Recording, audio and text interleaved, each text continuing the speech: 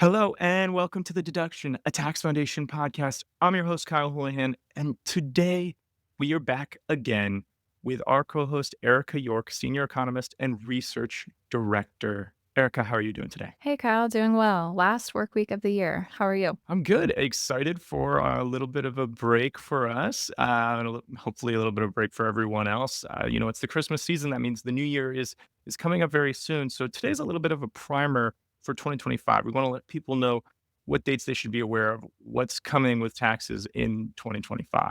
So before we get into that, we had the "What's in the News" segment. What's going on right now that people should be aware of before we get to what's coming in 2025? Right now, it's just kind of like a lot of rumors and pre negotiations ahead of what Congress will be considering next year, what timeline they're going to be working on.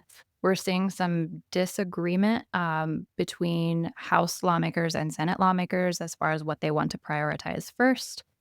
So they'll have to get that all sorted out, but it's just giving us an idea of kind of how fraught next year is going to be with debates over tax, debates over President elect Trump's other campaign promise policies, and how that actually gets put into legislation.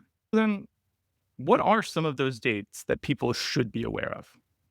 One big one that's going to come up right away in the new year is the suspension or the expiration of the suspension of the debt limit ceiling. So, this places a cap on how much essentially the US government can borrow. And if that expires, then no more new borrowing can take place.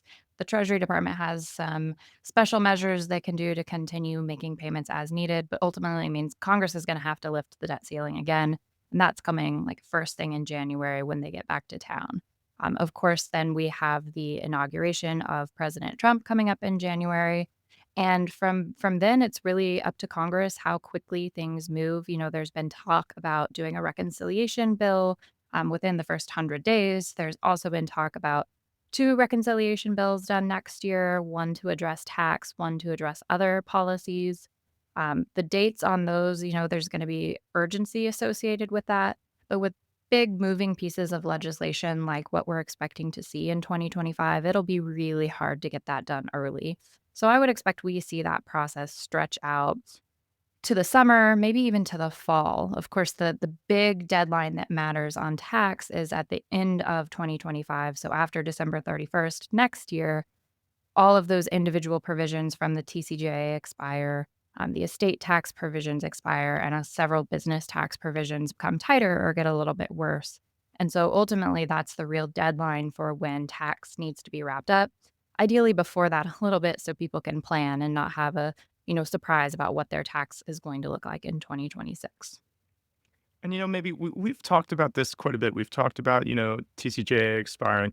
Could you maybe give people the too long didn't read why this is actually important? So back in 2017, Congress passed a tax reform bill. It made some permanent changes, but because it used the budget reconciliation process, which places constraints on what you can do, it made temporary tax cuts for individuals. And so it cut taxes for people across the income spectrum. It lowered tax rates, increased the child tax credit, lots of moving pieces. And all of those moving pieces revert back to prior law after the end of this year because they did those temporarily. If that expiration is allowed to occur, we've estimated that more than 62% of taxpayers would see tax increases. If you take the individual tax cuts that are expiring plus the business tax cuts that are worsening, the average tax increase would be about $2,800. So, a pretty big jump in taxes scheduled to occur if Congress does nothing. It's not likely that Congress is gonna let that happen, but it's also really uncertain what exactly they're gonna do. So that's why this is one of the very big legislative issues for 2025. Yeah. So, Erica, I mean, we've hit this topic quite a bit over the our 8 or 10 episodes that we've done together. You recently testified on tariffs. Could you tell people a little bit about that? Yeah, so I was invited to testify before the Joint Economic Committee. They're having a hearing on tariffs, how they affect costs, how they affect prices, how they affect manufacturing. And so my testimony is focusing on what we know from the 2018-2019 trade war, which is that the tariffs imposed under President Trump's first term shrunk the US economy. They raised costs both for businesses that buy inputs from abroad and for consumers that either buy consumer goods from abroad or buy products made in the US with foreign inputs as part of the composition of that good. So those costs went up because US import prices went up. We saw a decline in manufacturing jobs, both from those higher input costs and from retaliation that other countries put on US exports in response to the tariffs we imposed. So, overall, net negative outcomes for workers, for farmers, for manufacturers, for the US economy as a whole.